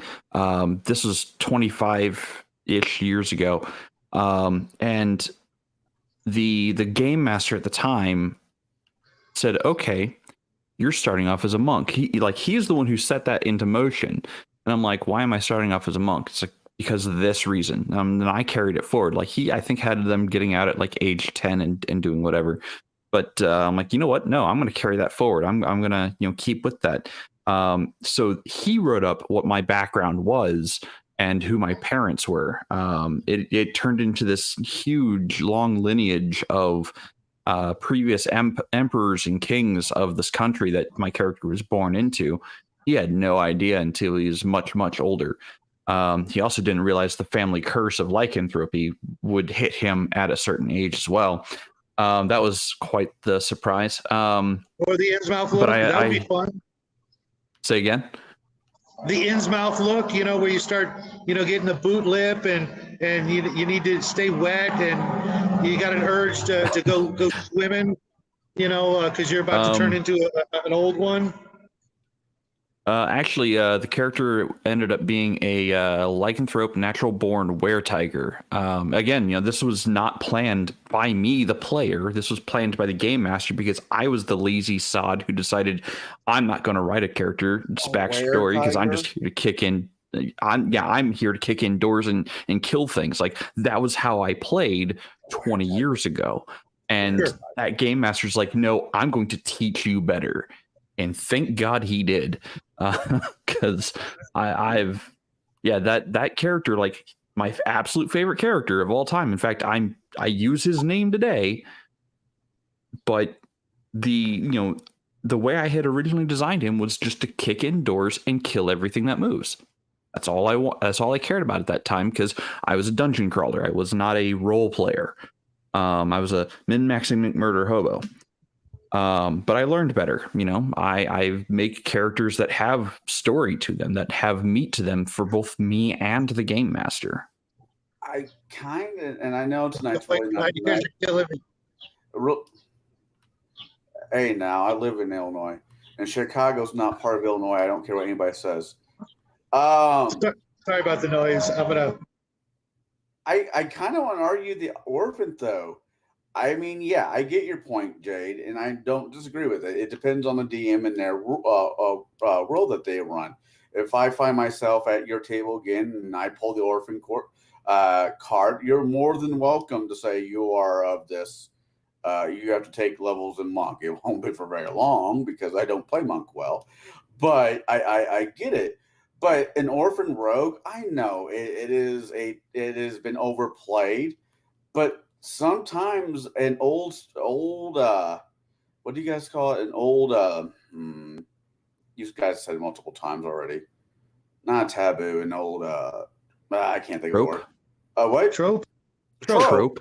An old trope still works. If you want to play a rogue or something, as I said, the Saint. If anybody here remembers the movie or TV show, The Saint, he was a master disguises and he was a rogue. I think that'd be fun as hell to play a type of rogue like that, and he was an orphan. There's got to be a reason for everything we do as players for our characters, and there's got to be a reason for everything we do as DMs. If you can make sense of it, and no. if you can make if you can make a character make sense to the DM and yourself that happens to be a orphan, he or she should not be penalized because we're asking said person to use their imagination, and they did. We might not like it, but just because we don't like it doesn't mean they have to suffer for it. Well, okay, to go back to the Batman analogy, Batman being an orphan doesn't mean he lacks a backstory with the family in it. Well, I mean, like Alfred as like surrogate father figure, of course, but the fact that his parents were killed is one of the most important things about Batman's history, and something that he's kind of obsessed about. Yeah, and all of this ties in to not this question, but the next question, which is hopefully we'll get to real quick. Mages, I would totally allow that, and I'll go into why in just a moment. So. It's doable. I can do it. It's not. I'm not just. It would, trust me, it would have just as many adverse effects as it would positive. But let's move on to number 5. As a DM, what are some of the things you do not allow a player to add to their family and background? No, actually, we just did that one, didn't we? Yeah, we just did that one. Okay, gosh, sorry. We're moving It's actually fast. I mean, we are, even with the rambling, we still are moving fairly quick. Yeah, we've only got 2 more and about 30 minutes to go. So number 6 is actually how much is too much when it comes to creating a family background? I'm going to start with you, Jade. How much is too much? Man, too much would be probably beyond 5 pages of information. And I say that not necessarily jokingly. Like, I have players who give me 5 pages, and that's awesome. Like, I will dig through that and pull from that into the game itself to not only tie the character into the world, but also tie them to the main plot line of where I want to take the campaign.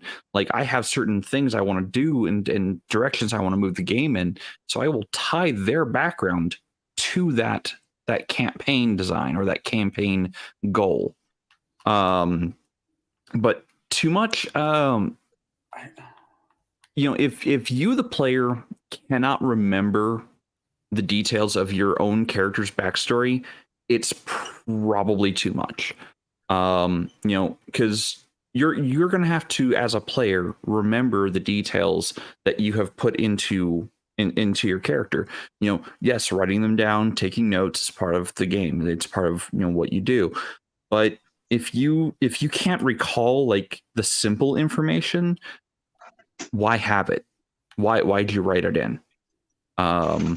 So too much is probably beyond 5 pages. I like to give between 1 to 3 pages, and typically in the form of a vignette, a story, like a little side story to the character. Okay, how about you, Connell? I'm sure we're going to get a pretty quick answer. Wow, you know me so well. What much is too much? If it slows down the campaign, I mean, I don't care if you wrote a notebook for your background, and it can continue growing as you play your campaign. If you're like wanting to turn it into a weird little novel for yourself, as Joe is over here doing this, mom and dad are opening up a new business, and you can feed that into the DM. As long as the DM and the player have a way to do it and it doesn't take away gameplay. There was a gentleman I used to play with, James, who I believe would send Jade here emails of discussions that he was wanting to have with certain people in game for information. That didn't take away from my team at the table. That was something him and James did via the internet or whatever. I think that's great. I think a continuous background that's growing, or not so much a background, but a side world that's growing that you can use, the DM could use in this campaign, is a wonderful idea. Or, as much as I joke around it, my character dies, all of a sudden you run into the same character, but now he's in a red cloak. Mm-hmm. Adding family members means you could play the brother, the cousin, hell, the dad, if you really wanted to. It doesn't mean that it's not an option. So I don't think there is too much. It's just how much is it going to take away from the other players' time at the table is what I always question. Once again, don't know if that's the answer you're looking for, but that's what I got. No, it's perfectly fair and brings up some, good points. One of which you brought up earlier was, wasting other people's time. How about you, Mar? What do you got for us? Well, I mean, that thing you said about time is that, it's like, if it takes you like 5 minutes to give the other players a brief summary of your character's backstory when introducing your character to the group in the first session you actually play, feels a little excessive, mm-hmm. when that's supposed to be the, summarized version. But that has such a great movie, DM James, Next to Kin, Patrick Swayze, Liam Neeson, and a few other people. Great movie.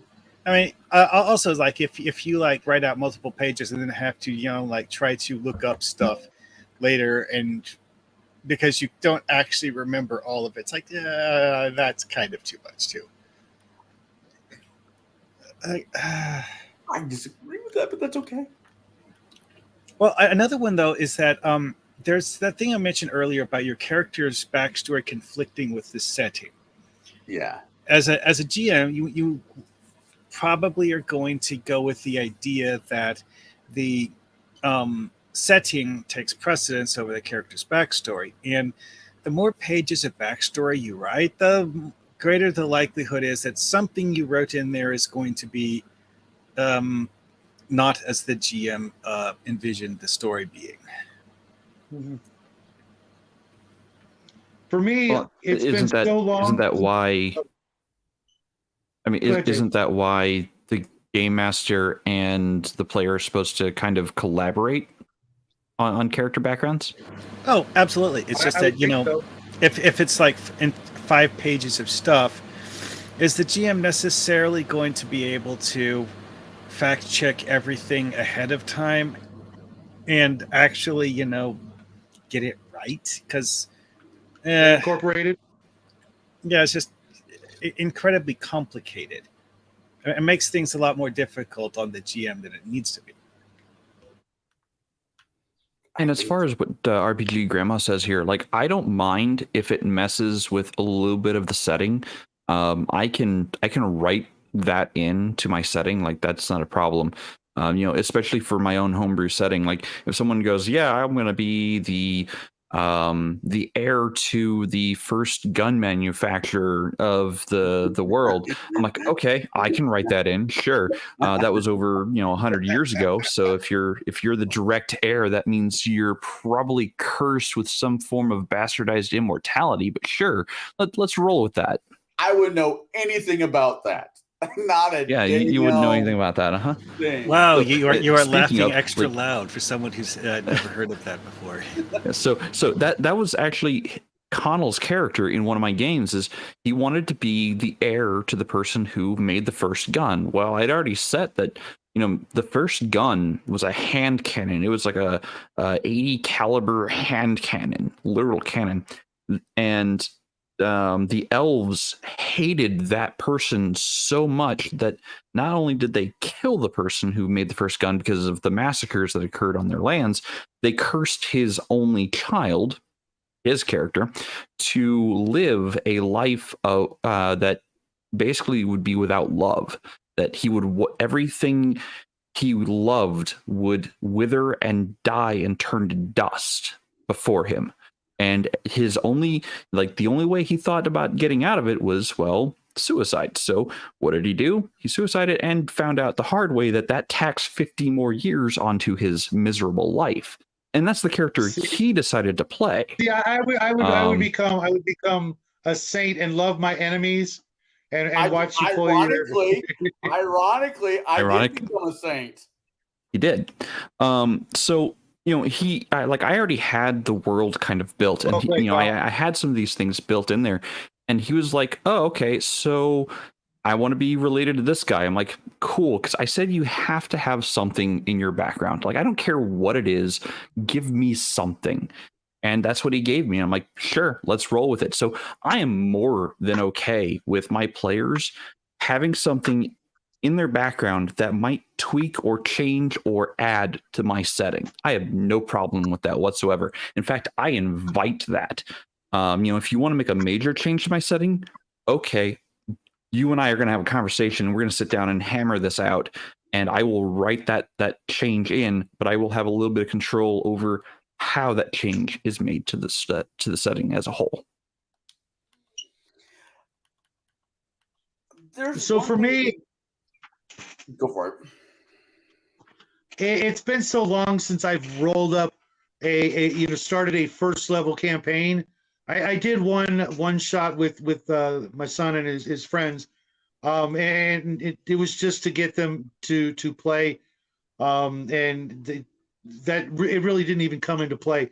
These days, I'd be pretty accepting with a lot of things, just because it's a new group. And back in the old days, the last time I had my players roll up brand new characters was like 25 years ago. So I've learned so much just in this last year alone that, having them write, backstories, they'd be like, huh, what's that? Playing with guys like, everybody in the chat and in the panel, it would be, a whole new bar and a whole new level of what to expect and what to, bring to the table as a GM. But I'd be pretty open to just about everything, these days. So I don't really have any hard, fast rules on this. But it would, it kind of segues into the next question, which is how would you reward your players for their creativity when creating their family background? I would probably want to use as much of that as possible. And I would probably also recommend, the players giving the GM some time to work with their backgrounds before actually, setting off with session 1. Session 0, it would be like, well, come to me with your backstory if you can, as much of it as possible. Then leave that with me and then when we play the next time we play, I can go over everybody's backstory and work it in and make notes and make deletions. Go that's just not happening. Sorry, that Dragon Slayer sword. Sorry, no, you're not getting that. Or whatever. But Mar, how would you reward or encourage your players with their backstories and their family background in a brand new campaign? Well, like I mentioned that I did the whole Eskimo village thing in that one Hyperborea campaign. You said village, not brothers, right? Yeah, village. I mean, it's like I have like 5 different characters from the village, but one of the things with the village that I established about it is that it's a village where the dominant religion is people who worship the Wendigo, Ithaka, which is a bit atypical for Eskimos because the majority of them worship Cthulhu. That's my I choices. was not aware of that. That's my choices. I mean, this is Hyperborea, though, so that's... Right. I get you, but here's my choices. I get to eat a worship of Wendigo that is a cannibal, scary ass monster, or one of the elders. Yeah, I'm an atheist. Yeah, but what would you be playing? Dead. That's what I'd be playing. I'd be playing dead. Because Wendigo or the Elder. Either way, I'm gonna be somebody's prom. I'm gonna be being worn as somebody's prom dress. No, hell no. I'm an atheist. I die at birth. Okay. Sorry, I mean no disrespect to you, Hawk. I mean it's just those are my options. Well, I mean the Hyperborea setting has something like 2 or 3 dozen gods that various groups worship. Yeah. It's just that the background lore for Hyperborea has it that the majority of Eskimos worship Cthulhu, because apparently the first group of Eskimos that got brought to Hyperborea from Earth were a cult of Cthulhu worshippers. That's right out of H.P. Lovecraft, big time. Well, him and the guy who created Conan had a romance like no other. So Robert E. Howard. Yeah. Yeah. I mean, I'm not, making fun of you or anything. It's just that's some really shitty options. Yeah. Well, I mean, one could eat me, and the other one wants to use my brain as jello. Well, see, the thing with worshiping the Wendigo, though, is that having the power of the Wendigo at your disposal is kind of useful. Yeah. Does it come with its own madness? No, not really. Oh, that's interesting. Okay. Anyways, sorry. So, Connell, how would you reward your players for their creativity? By using their family as story plots. That's basically like almost the perfect answer. For example, Timmy is at the local church. He happens to find a silver coin. Uh-oh. Now, there's the antagonist or antagonist. Or a local barbarian tribe decided that they want to raid the village that you're from, and the head chieftain finds your sister fairly attractive and wants her as his Leave my sister out of this. as your as a new bride.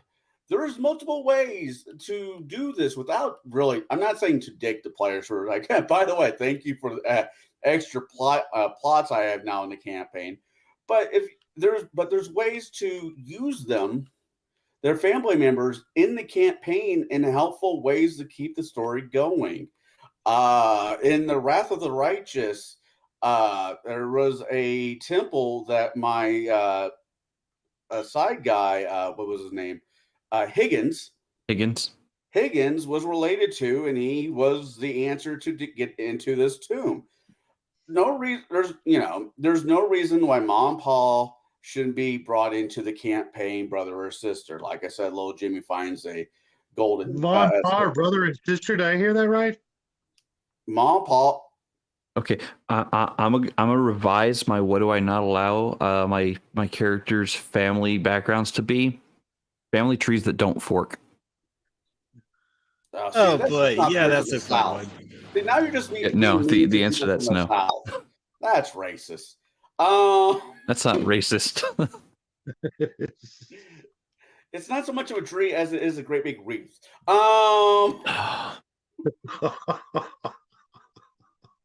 But that's just wrong.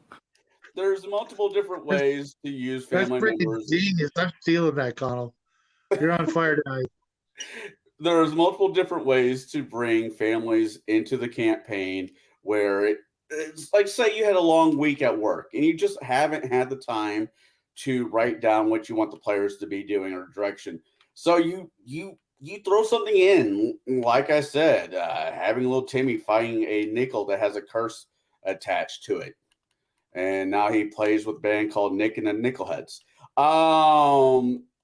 So you'd mind the backstory for Gold.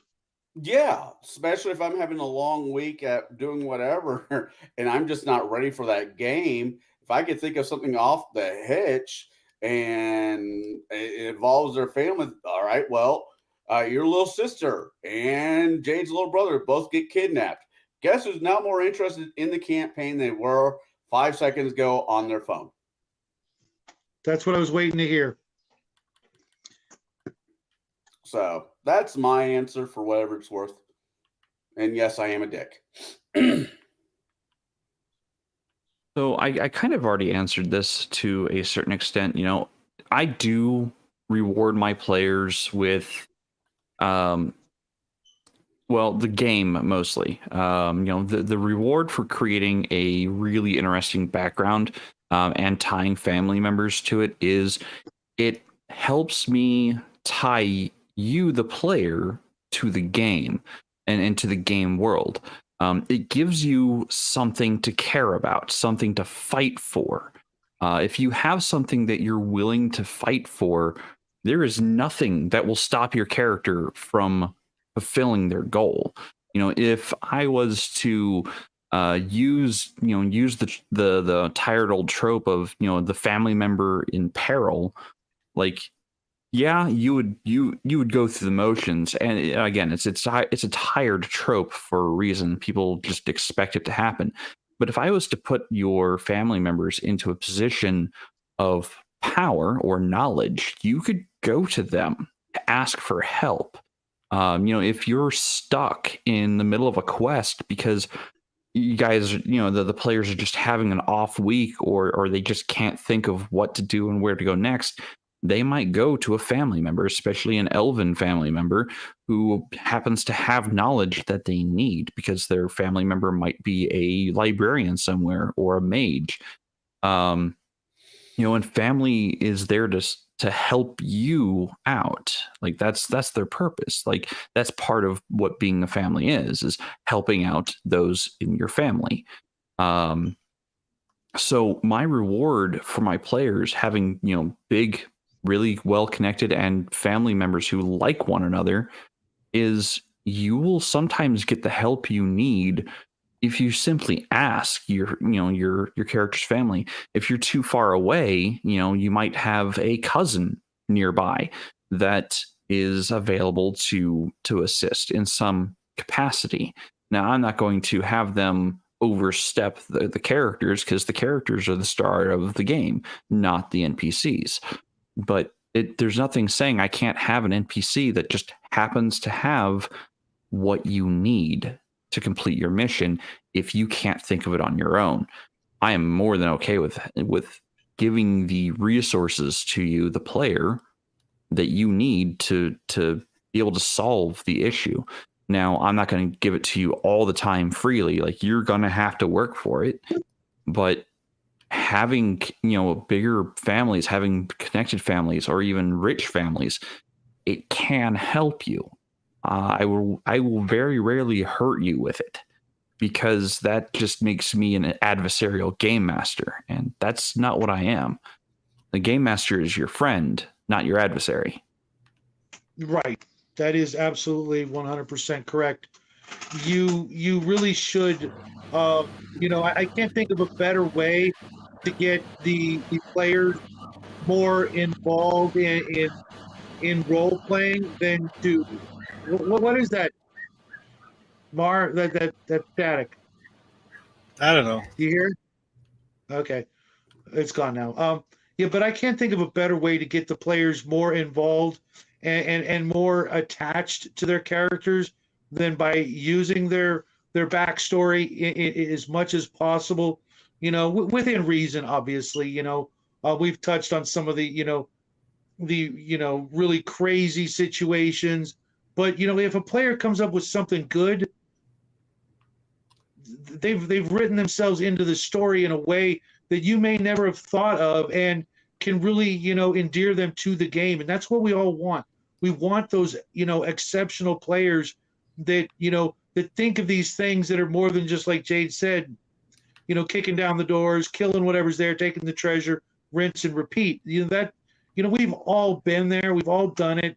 And as we get older, we long for the things we probably missed out in our youth.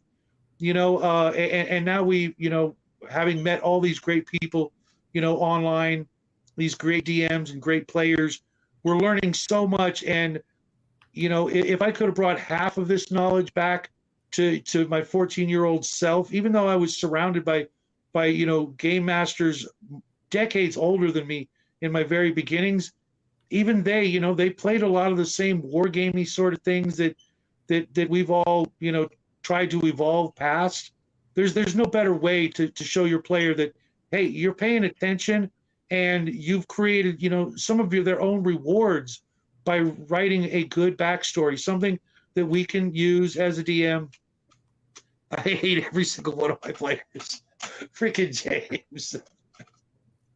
The one you have on the screen, though, I kind of, with my own real life family situation, there was a quote that was given to me as a kid: "No one will screw you over faster than family."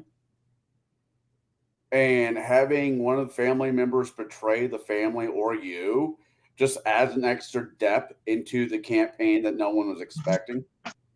Well, absolutely. We all have, or at least most of us have, somebody we'd rather not invite to Thanksgiving. I've literally had to tell my boy, if a certain relative ever makes their self known to him, he's to run as far away or to the nearest law enforcement agency or officer or figure of authority. We've all got somebody, like I said, we don't want to invite, but what they make for that villain. How do you kill your own family member? What do? Do you get them arrested? Do you how do you deal with that? That's that's massively, that's why there are so many people out there that are bad guys, because their own families don't know what to do when they're the first people to step up, or should be the first people to step up and solve that problem right quick, even if they're the ones who started the problem in the first place. How much do I like my family member? Right. James, my player's primary purpose seems to be to do everything I haven't planned on or prepared for. Then you've got actually decent players. Like I said a while ago, as dungeon masters, we're outnumbered players to us one dungeon master. They should be doing those kinds of things.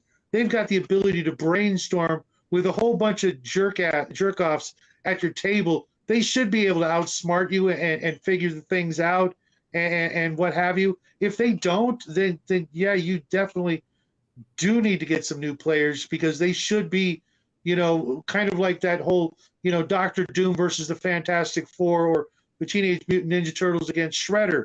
There's 4 against 1. They should win, the day.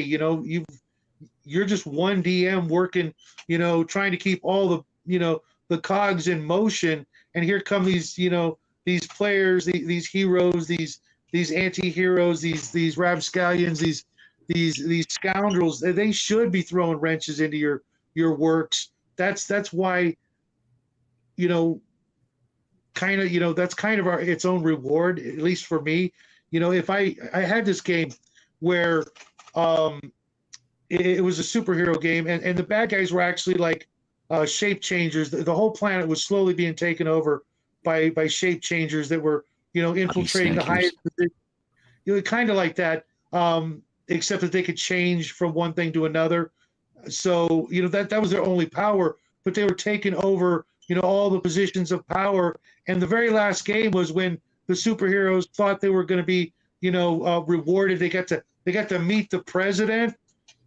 He was one of them, and that was the last game. They went into the president's office, and they were wondering why there were so many armed bodyguards, because that was it. They lost, and they should have figured it out, but they didn't. And it's like that scene in the Captain America movie where he gets into the elevator with a bunch of S.H.I.E.L.D. agents, and then as soon as the elevator doors close, he realizes the S.H.I.E.L.D. agents are there to arrest him. Civil War. Captain I didn't see that one, but yeah, I can imagine. Yeah. I was actually thinking somebody with green face, kind of wrinkly chin, pointy ears, comes from space, big pain in the ass from the Fantastic Four. Yeah. Clerk, the Super Skrull. Yeah. It was something like that, and they should have. I'd given them plenty of warnings, but if we've got good players, they're gonna throw a wrench into our works. But that's kind of the fun for me. I don't know about you guys, but I like it when my players rise to the occasion and think of things that I don't. And tonight's topic was a great way for you to let them, get their first foot in the door, I think. How about you guys? Any final thoughts? Tie your character, tie your players' characters to the world by including their family in the game.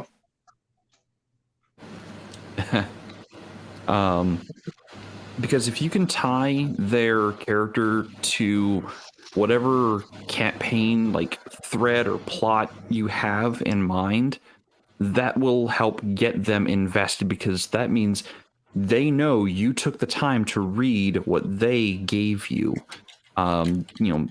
And showing that level of interest in your players will go a long way. One thing that got brought up, I guess kind of like mentioned as a possibility earlier, that I thought of something to say about, but didn't get an opportunity to earlier, was mentioned the whole clone idea. It's like, oh, your character is a clone who popped out of a vat, and that's all there is to know about the character. Actually had a character like that in the Hyperborea games I was playing, because in the Hyperborea setting, there's this race of people called the Un. The Un are genetically tinkered with humans who are literally grown in tanks and pop out of vats instead of being, born the natural way. So, that's his backstory. But with that though, you have, as a player character, you need to ask yourself, like, okay, so which vat did he come out of, and who was running it? Because most of the Un were actually creations of an alien race called the Migo, who are not particularly nice guys, and also they don't usually just leave Un wandering around on their own. Last thoughts. Yes, I have a last thought. When can I play Andre Darian? I believe, yeah, the great ancestor of one Darian. What was his name? Darian Hawk. Not ancestor. Yeah, descendant, or go the opposite direction. One of the founding members of his family. When I sit down to think about something other than my Bronze Era game, that's what I said. One of the founding members of said family. Having players they're willing to sit down and write a backstory should be encouraged. Just because me as a person, I'm always 50-50 on it, depends on the table, is never a bad thing. The more time they're willing to put into their character, even if no one reads it but him and the DM, is more invested in the campaign that they're going to be. Agreed.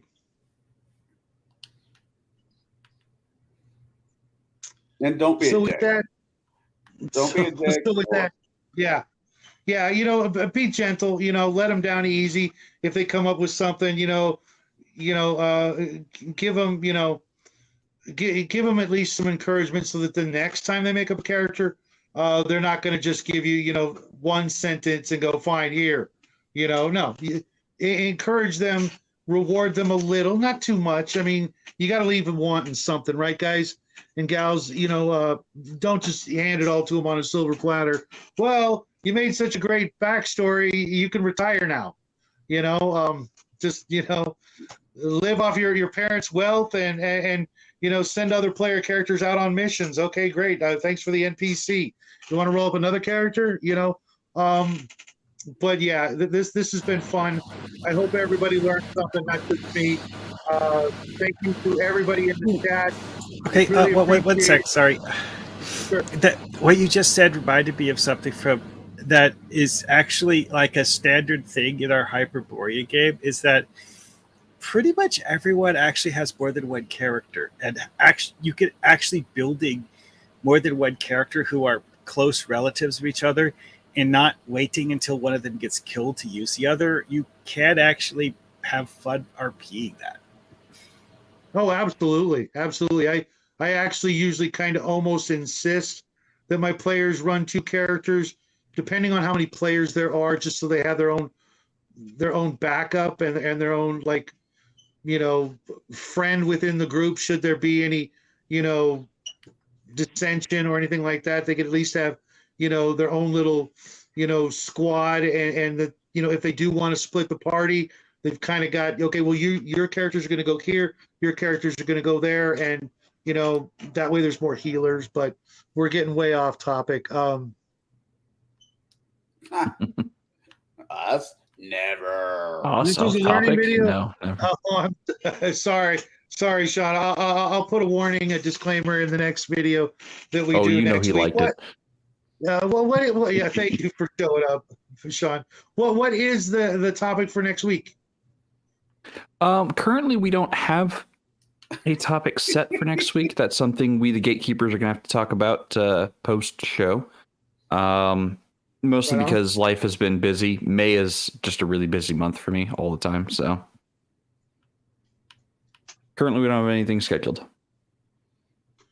Okay, well, if you guys have any suggestions or anything you'd like to hear us talk about or discuss in the coming month, definitely leave us a comment either after the show on Discord, on my channel, on Jade's channel, Connell's channel.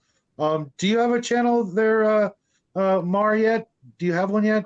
I sometimes do streaming on Twitch and put videos on YouTube, but it's not most of it isn't TTRPG stuff. I've done a few things related to TTRPGs, but not much.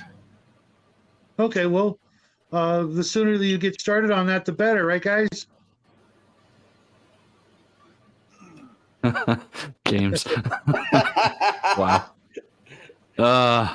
What did he say? I might have to. Oh, he says non-forking family trees. Next topic.